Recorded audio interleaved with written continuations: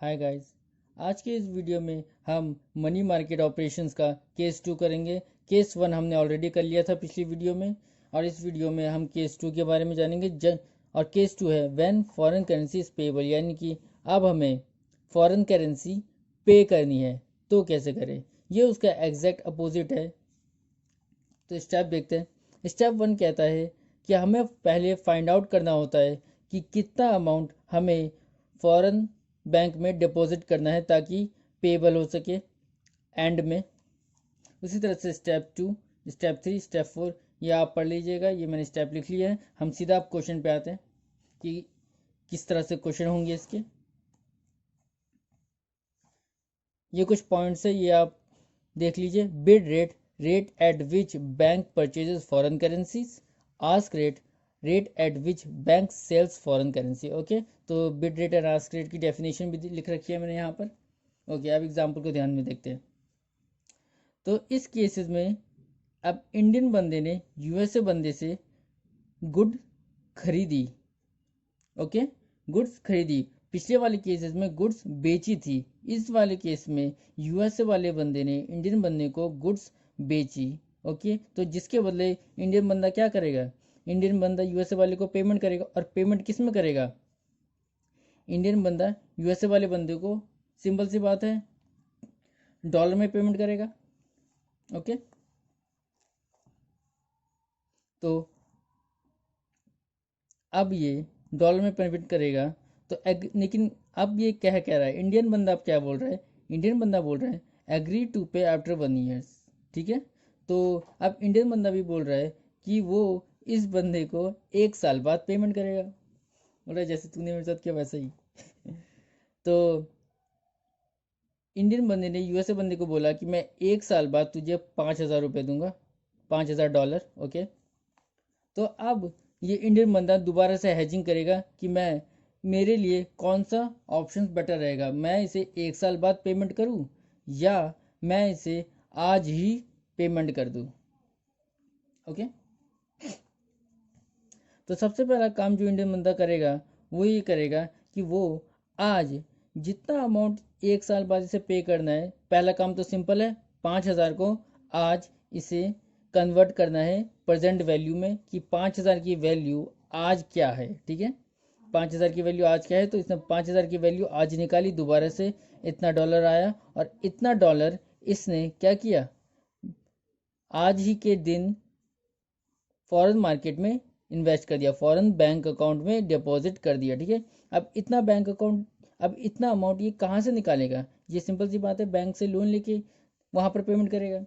तो इसने वहाँ पर पेमेंट करने के लिए बैंक से लोन लिया इतने अमाउंट का। तो बैंक से कितना लोन लेगा, बैंक में उस वक्त स्पॉट रेट चल रहा था 60 रुपये का, तो हमने स्पॉट रेट से कन्वर्ट किया और इतना अमाउंट हमें मिला।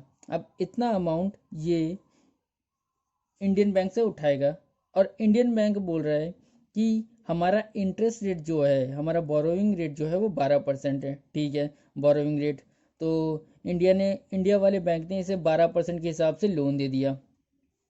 अब 12% के हिसाब से लोन देने के बाद 1 साल बाद 12% का लोन इस पे चढ़ जाएगा, इस अमाउंट पे, और एक अमाउंट आ जाएगा। ओके, तो पहला केस तो ये हो गया कि हमने इंडियन बैंक से लोन ले लिया और 1 साल बाद हमारे पास ये लोन आ गया। उसके बाद ये दोबारा से उस पिछले केसेस की तरह बैंक से एक फॉरवर्ड कॉन्ट्रैक्ट भी कर लेगा। ओके, इसी दिन T0 पे एक फॉरवर्ड कॉन्ट्रैक्ट भी कर लेगा, फॉरवर्ड, जिसमें इसको फॉरवर्ड रेट मिलेगा। लेट्स से इस बार फॉरवर्ड रेट 58 है। ठीक है, तो बैंक ने इस बार इसको फॉरवर्ड रेट 58 दे दिया।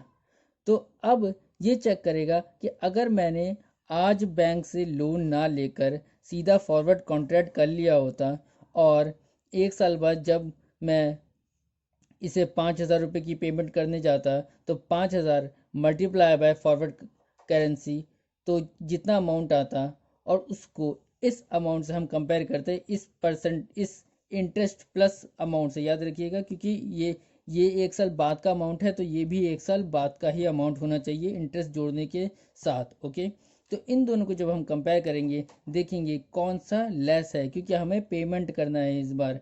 याद रखिएगा, हमें इस बार अमाउंट देना है, तो हम चाहेंगे फ़ायदा बंदे का कहाँ होगा, फ़ायदा बंदे का वहीं होगा जहाँ पर उसे कम पेमेंट करना पड़े।